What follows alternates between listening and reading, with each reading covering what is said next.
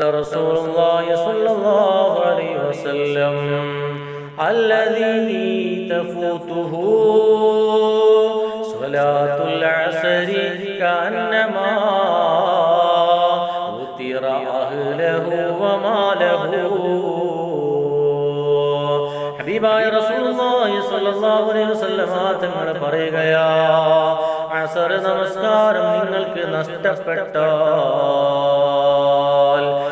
നമസ്കാരം നിങ്ങൾക്ക് നഷ്ടപ്പെട്ടാൽ നിങ്ങളുടെ സ്വത്തും കുടുംബക്കാരും നിങ്ങൾക്ക് നഷ്ടപ്പെട്ടവനെ പോലെയാണ്.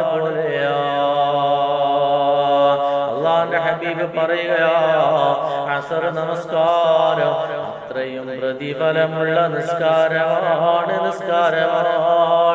എന്ന് ഹബീബുനാ ശഫീഉനാ റസൂലുള്ളാഹ്